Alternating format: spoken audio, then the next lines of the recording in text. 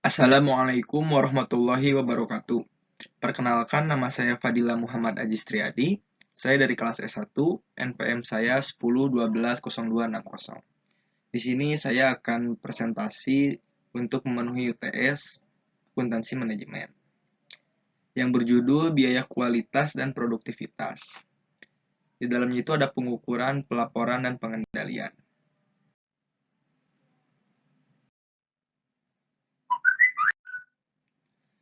Pertama, kita akan membahas kualitas. Kualitas yaitu secara operasional produk atau jasa yang berkualitas adalah yang memenuhi atau melebihi harapan pelanggan. Dengan kata lain, kualitas merupakan kepuasan pelanggan. Produk atau jasa yang berkualitas memenuhi atau melebihi harapan pelanggan itu ada dalam 8 dimensi. Yang pertama ada kinerja, 2 estetika, 3 kemudahan perawatan atau perbaikan, 4 ada fitur, 5 ada keandalan, 6 tahan lama, 7 kualitas kesesuaian, 8 kecocokan penggunaan. Definisi biaya kualitas. Biaya kualitas merupakan biaya-biaya yang disediakan untuk melakukan kegiatan yang berhubungan dengan kualitas produk, seperti kemungkinan produk yang kualitasnya buruk. Ada 4 kategori biaya kualitas. Yang pertama ada biaya pencegahan, yaitu biaya untuk mencegah kualitas yang buruk pada produk atau jasa yang dihasilkan. Sejalan dengan peningkatan biaya pencegahan, kita mengharapkan biaya kegagalannya turun. 2 ada biaya penilaian, biaya untuk menentukan apakah produk dan jasa telah sesuai dengan persyaratan atau kebutuhan pelanggan. Contohnya seperti biaya pemeriksaan dan penguji bahan baku. Ketiga, ada biaya kegagalan internal. Biaya yang terjadi karena produk dan jasa yang dihasilkan tidak sesuai dengan spesifikasi atau kebutuhan pelanggan. Keempat, ada biaya kegagalan eksternal. Biaya yang terjadi karena produk dan jasa yang dihasilkan gagal memenuhi persyaratan atau tidak memuaskan kebutuhan pelanggan setelah produk disampaikan kepada pelanggan. Sekarang ada mengukur biaya kualitas. Biaya kualitas bisa juga diklasifikasikan sebagai biaya yang dapat diamati atau tersembunyi. Biaya kualitas yang dapat diamati adalah biaya-biaya yang tersedia atau dapat diperoleh dari catatan akuntansi perusahaan. Biaya kualitas yang tersembunyi adalah biaya kesempatan atau oportunitas yang terjadi karena kualitas yang buruk. Di sini ada 3 metode biaya kualitas tersembunyi, yaitu metode pengali atau multiplier method, yaitu metode pengali mengasumsikan total biaya kegagalan adalah hasil pengalian dari biaya-biaya kegagalan yang terukur. Jadi rumusnya itu total biaya kegagalan eksternal sama dengan K atau biaya kegagalan eksternal yang terukur. 2 ada metode penelitian pasar. Metode penelitian pasar digunakan untuk menilai dampak kualitas yang buruk terhadap penjualan dan pangsa pasar. 3 ada fungsi kerugian kualitas Taguchi. Fungsi kerugian Taguchi mengasumsikan setiap penyimpangan dari nilai target suatu karakteristik kualitas dapat menimbulkan biaya kualitas yang tersembunyi. Selanjutnya, biaya kualitas yang tersembunyi meningkatkan secara kuadrat saat nilai aktual menyimpang dari nilai target, yaitu rumusnya L dalam kurung Y sama dengan K dalam kurung Y dikurangi T kuadrat 2. Di mana K itu konstanta proporsionalitas yang besarnya bergantung pada struktur biaya kegagalan eksternal perusahaan, yaitu nilai aktual dari karakteristik kualitas, T itu nilai target dari karakteristik kualitas, dan L itu kerugian kualitas. Ini ada contoh perhitungan kerugian kualitas. Sekarang kita lanjut pelaporan informasi biaya kualitas. Pencatatan biaya kualitas aktual secara terperinci berdasarkan kategorinya dapat memberikan 2 masukan pandangan penting, yaitu catatan tersebut mengungkapkan besarnya biaya kualitas dalam setiap kategori yang memungkinkan para manajer menilai dampak keuangannya. Catatan tersebut menunjukkan distribusi biaya kualitas menurut kategori yang memungkinkan para manajer menilai kepentingan relatif dari setiap kategori. Pelaporan biaya kualitas itu ada laporan biaya kualitas, fungsi biaya kualitas atau pandangan kualitas yang dapat diterima, fungsi biaya kualitas atau pandangan cacat nol, manajemen berbasis kegiatan, dan biaya kualitas optimal. Yang terakhir yaitu analisis tren. Pertama, laporan biaya kualitas.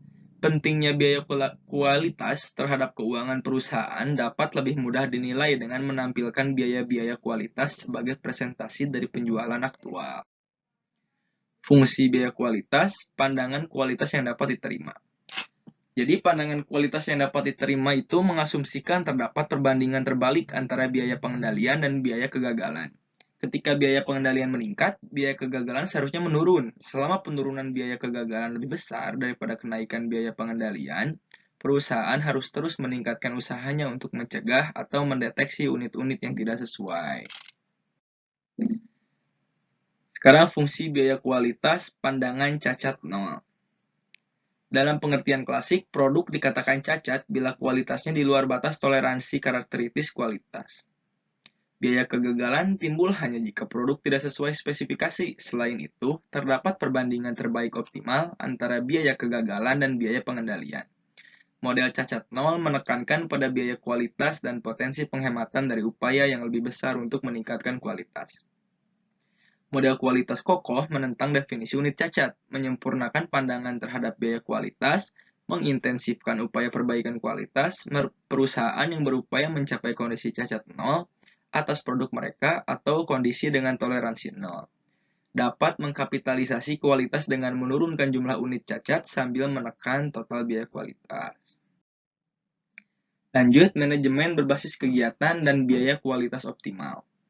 Manajemen berbasis kegiatan atau ABM mengklasifikasikan berbagai kegiatan sebagai bernilai tambah serta tidak bernilai tambah dan hanya mempertahankan kegiatan yang bernilai tambah. Prinsip ini diaplikasikan pada kegiatan berkaitan dengan kualitas, biaya kegagalan, penilaian, dan biaya-biaya yang tidak menghasilkan nilai tambah harus dihilangkan. Terakhir ada analisis tren. Laporan biaya kualitas menunjukkan jumlah dan distribusi biaya kualitas di antara 4 kategori, yaitu biaya pencegahan, penilaian, kegagalan internal, dan kegagalan eksternal, sehingga menunjukkan peluang untuk perbaikan kualitas. Perubahan biaya kualitas dari waktu ke waktu dapat digambarkan oleh grafik tren atau biasanya disebut laporan tren kualitas multi periode. Lanjut ke penggunaan informasi biaya kualitas. Tujuan utama pelaporan biaya kualitas adalah memperbaiki dan mempermudah perencanaan, pengendalian, dan pengambilan keputusan manajerial. Informasi biaya kualitas dapat digunakan dalam keputusan penetapan harga strategis dan analisis produk baru.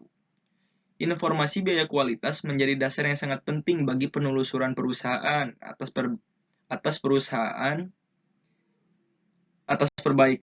perbaikan yang berkelanjutan. Produktivitas yaitu pengukuran dan pengendalian. Produktivitas berkaitan dengan memproduksi output secara efisien dan spesifik yang nantinya akan ada kesinambungan antara output dan input yang mana nantinya digunakan untuk memproduksi output. Dalam produktivitas ini ada juga istilah mengenai efisiensi produksi total, di mana pengertiannya yaitu suatu titik di mana ada dua kondisi yang terpenuhi, yaitu setiap bauran input untuk memproduksi output tertentu, di mana tidak ada satupun input yang digunakan melebihi yang diperlukan guna menghasilkan yang namanya output. Sekarang ada pengukuran produktivitas parsial. Pengukuran produktivitas atau productivity measurement adalah penilaian kuantitatif atas perubahan produktivitas.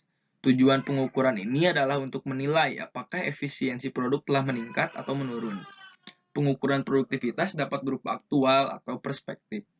Pengukuran produktivitas aktual memungkinkan manajer untuk menilai, memantau, dan mengendalikan perubahan. Definisi pengukuran produktivitas parsial adalah produktivitas dari satu input tunggal biasanya diukur dengan menghitung rasio output terhadap input, yaitu rumusnya rasio produktivitas sama dengan output atau input. Karena hanya produktivitas dari satu input yang sedang diukur, maka ukuran itu disebut pengukuran produktivitas parsial. Jika output dan input diukur dalam kuantitas fisik, maka kita memperoleh ukuran produktivitas operasional. Jika output dan input dinyatakan dalam dolar, maka kita memperoleh ukuran produktivitas keuangan.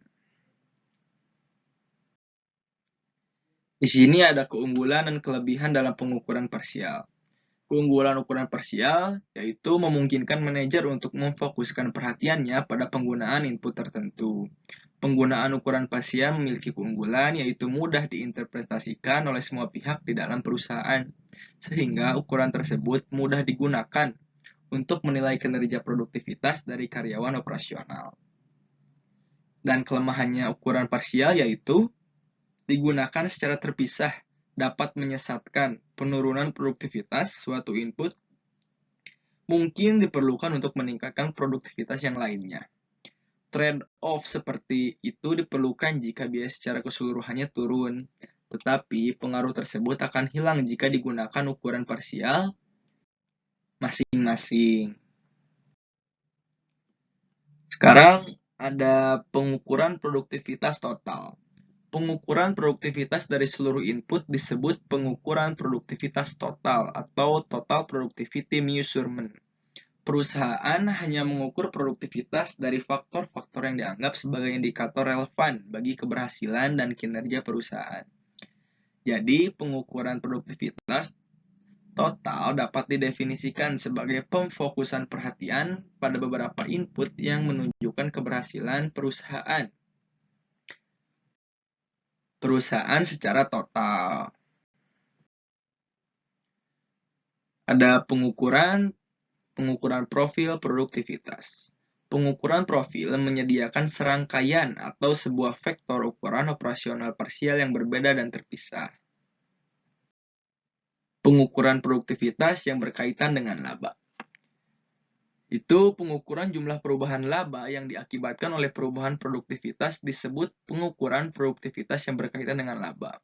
Aturan keterkaitan dengan laba atau profit linkage rule untuk periode berjalan, hitunglah biaya input yang seharusnya digunakan dalam keadaan tanpa adanya perubahan produktivitas dan bandingkan biaya tersebut dengan biaya input aktual yang digunakan. Selisih biayanya adalah sejumlah perubahan laba yang disebabkan oleh perubahan produktivitas. Rumusnya yaitu PQ sama dengan output periode berjalan atau rasio produktivitas periode dasar. Sekarang ada komponen pemulihan harga. Komponen pemulihan harga atau price recovery component adalah selisih antara perubahan laba total dan perubahan produktivitas terkait dengan harga.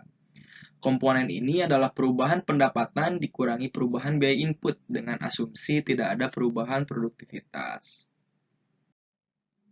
Pemulihan harga sama dengan perubahan harga sampai perubahan produktivitas terkait dengan laba. Kenaikan pendapatan tidak akan cukup untuk menutupi kenaikan biaya input. Penurunan produktivitas hanya akan memperburuk masalah pemulihan harga.